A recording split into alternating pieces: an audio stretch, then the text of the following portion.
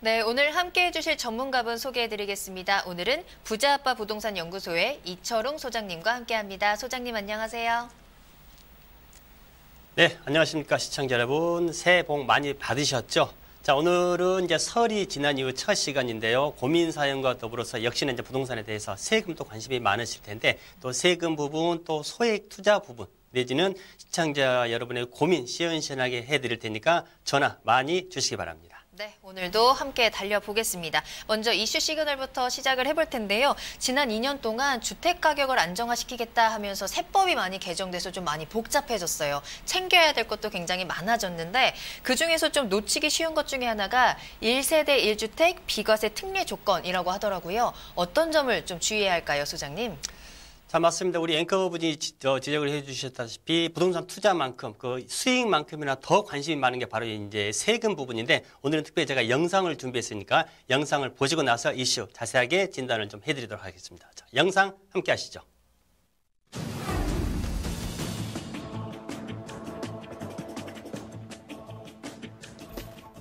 (2017년) 파리 부동산 대책 발표로 다주택자들뿐만이 아니라 1세대 1주택자들도 영향을 받게 되었습니다.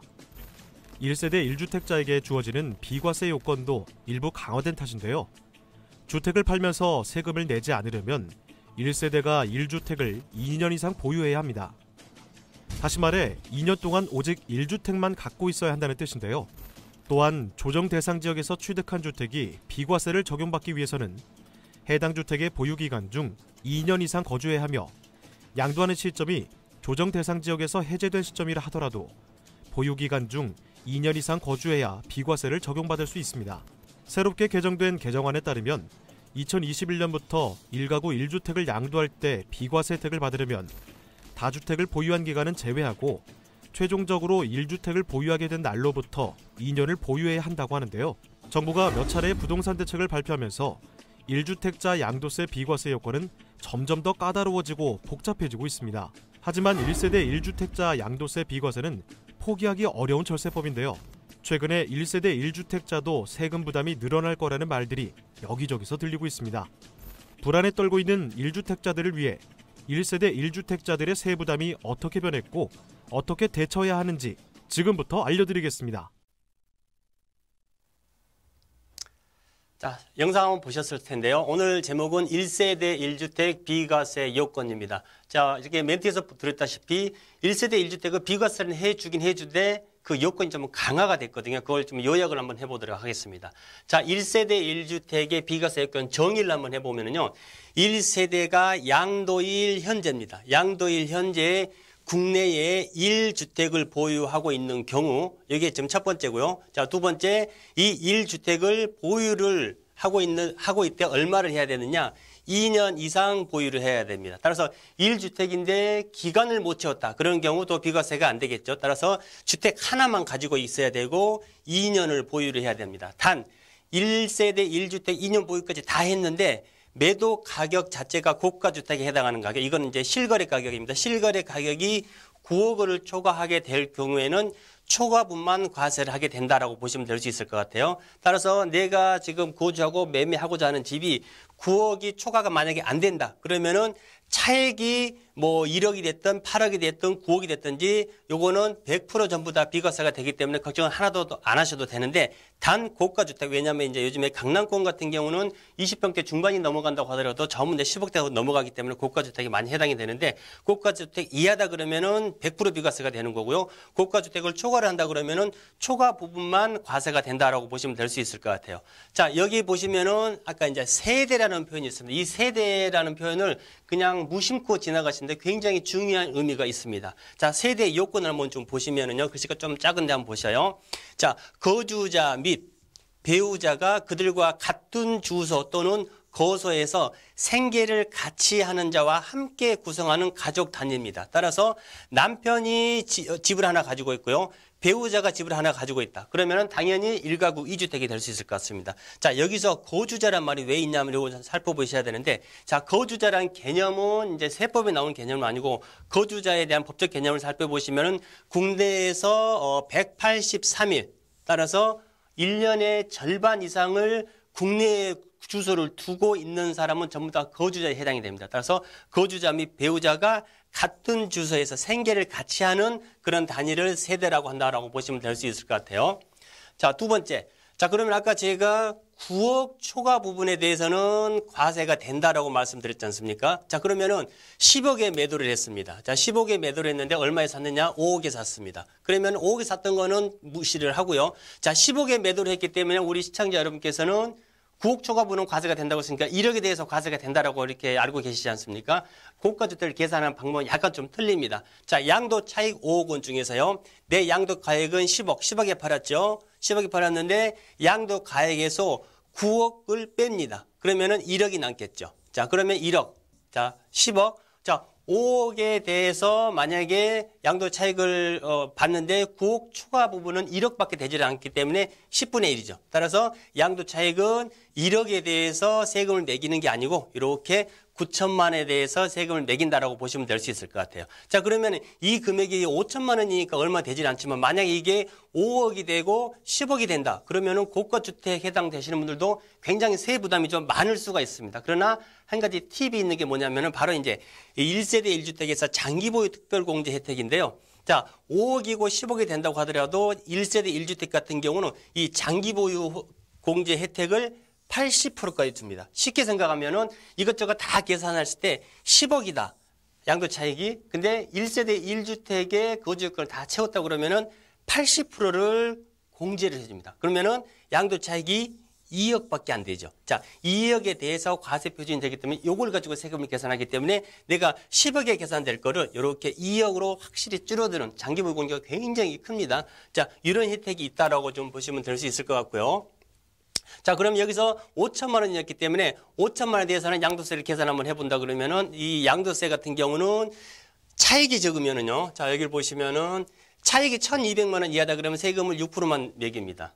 굉장히 작죠. 그럼 1,200이다 그러면 6%이기 때문에 72만 원 정도밖에 안 됩니다. 자, 1,200이 넘어가게 되고 4,600 구간 안에 들어오게 되면은 15%. 자, 요걸 보시면은 자, 양도소득이 올라갈수록 세율도 점점 더 올라가는 이런 누진세 개념으로 돼 있다라고 보시면 될 수 있을 것 같아요. 자, 그러면 아까 지금 차액이 5천만 원이었죠. 5천만 원이면 구간이 어디 들어오냐면은 자, 요 구간 안에 들어옵니다. 4,600은 넘어가고 8,800 이하가 되기 때문에 24% 구간이 되는 거죠. 자, 24% 그럼 아까 5천만 원 있지 않습니까? 5천만 원에 24%를 한다 그러면은 1,000만 원에 5,4,20, 1,200만 원이 되겠죠. 1,200만 원에 누진공제 522만 원을 해준다 그러면은 한 700만 원이 조금 안 됩니다. 678만 원 정도가 되겠죠. 자, 요게 이제 양도세 5천만 원에 대해서 양도세가 된다라고 보시면 될 수 있을 것 같아요.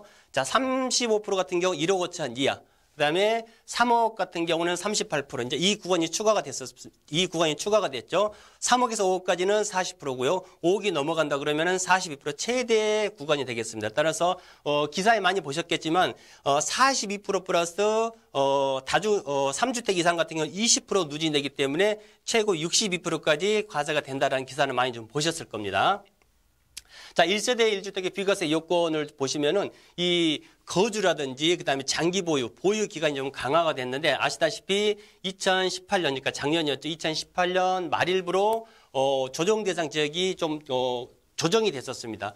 부산 진구, 남구, 연제구, 기장군 자, 이런 지역은 지정에서 해제가 됐고요. 반면에 작년 연말에 추가가 된 것이 흔히 우리 용인이 알고 있는 수지, 그다음에 시흥 팔달구 같은 경우는 추가가 됐습니다. 따라서 작년 연말부로 여기는 해제가 되고 여기는 지정이 됐기 때문에 이 지역의 물건을 가지고 계신 분들은 내 지역이 어딘지 꼭 유심히 좀 살펴보셔야 되는 거고요. 자, 요거를 제가 왜 써드렸냐면은 자, 파리 대책이 있었고요. 2017년 8월 2일 날은 파리 대책 나왔었죠. 그다음에 작년 같은 경우에 또 9.13 대책이 나왔었습니다. 자, 파리 대책 이전에 취득하신 분들 같은 경우에는 거주 제한이 없어졌습니다. 없습니다. 원래 없어요. 그리고 조정 대상 지역 내라고 하더라도 거주 요건이 없지만은 자, 작년 이제 횟수는 재작년이 됐습니다. 2017년 8월 3일 이후에 취득하신 분들 같은 경우에는 2년 거주 요건이 새로 생겨버렸습니다. 따라서 이 조정 대상 지역, 서울 같은 경우는 전부 다 100% 다 해당이 됩니다. 그 다음에 이런 지역도 전부 다 들어가고요. 그 다음에 경기도 주변 지역도 조정 대상 지역에 들어가는데 앞으로 조정 대상 지역에 그 전부터 취득을 하셨던 분들 같은 경우는 거주 요건이 없지만 그 2017년 8월 3일 이후의 취득분 같은 경우에는 2년 거주 요건이 생겼다라고 보시면 될 수 있을 것 같아요. 자, 이 거주 요건을 못 채웠을 경우에 아까 80%의 장기 보유 공제가 있었지 않습니까? 이게 확 줄어버립니다. 얼마까지 줄어버리느냐? 80%가 30%까지 줄어버리게 됩니다. 그렇다 그러면은 아까 10억이 과세 표준이 10억이 아니라 2억까지 떨어졌었는데 이 80%가 30%가 돼버린다 그러면은 혜택이 굉장히 많이 축소가 돼버린다. 이렇게 좀 보시면 될 수 있을 것 같고요. 그렇게 이해를 하시면 될 것 같습니다. 자, 비과세권을 보시는데 대부분은 다 1세대 1주택인데 일시적 1가구 2주택이란 말을 많이 들어보셨죠. 이분들 같은 경우에는 형식상으로는 2주택이지만은 단기적으로는 1주택자 혜택을 주겠다. 그런 내용인데 요것도 강화가 됐습니다. 자, 요거는 제가 쉽게 기억하기 쉽게 설명을 드린다 그러면은 1, 2, 3만 꼭 기억을 하시면 됩니다. 자, 뭐가 1이고 뭐가 2고 뭐가 3이냐 보시면은 자, 기존 주택을 취득한 후 A주택을 취득했다 그러면은 이게 집이 오래됐으니까 다른 주택으로 이사를 가게 되지 않습니까? 그러면 이 주택을 취득한 후 1년 이상이 지난 다음에 두 번째 집을 취득을 하셔야 돼요. 10개월 만에 이 주택, 다른 주택을 취득했다. 이거는 비과세 요건에 해당이 안 됩니다. 따라서 최소 1년이 지난 후에 대체 주택 취득을 하시고 이게 이제 B라고 보시면 되고요. 기존 주택이 A라고 보시면 됩니다. 자, 기존 주택을 최소 2년 이상 보유를 하셔야 되는 거고요. 그 다음에 대체주택, B주택을 취득을 하셨다 그러면은 취득일로부터 일반 주택, A주택 있죠. 이 주택은 3년 이내에 매매를 하시면은 계속해서 1가구 1주택으로 해당이 된다라고 보시면 될 수 있을 것 같아요. 근데 이 3년도 다 해당이 되느냐? 일반 지역에서만 3년입니다. 자, 요것도 이제 조건이 조금 강화가 됐습니다.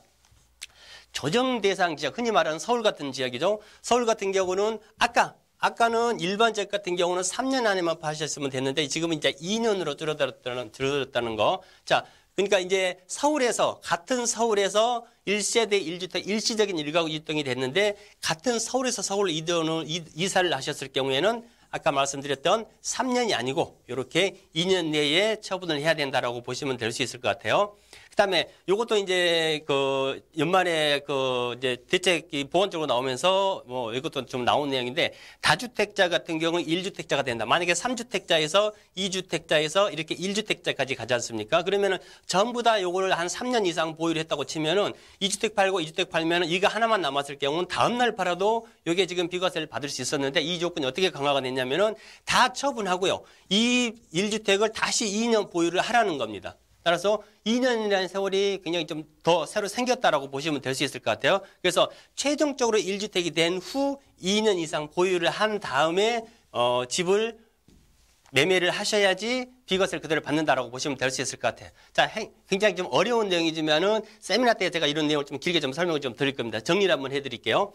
자, 매도 시점을 잘 파악을 하셔야 됩니다. 자, 내가 일시적인 1가구 2주택이냐, 2년 고지요건을 채웠느냐, 또 뭐 3년 이내에 파느냐, 이런 매도 시기를 잘 잡으셔야 될 것 같고요. 자, 매도 가격은 일부러 9억 이하로 하실 분들은 없겠지만은 9억 언저리에 계신 분들 같은 경우에 거주요건을 못 채웠다. 이런 경우에는 가격 조정 약간이라도 해서 매도 가격도 굉장히 좀 중요하게 여겨보셔야 되는 거고. 자, 지역.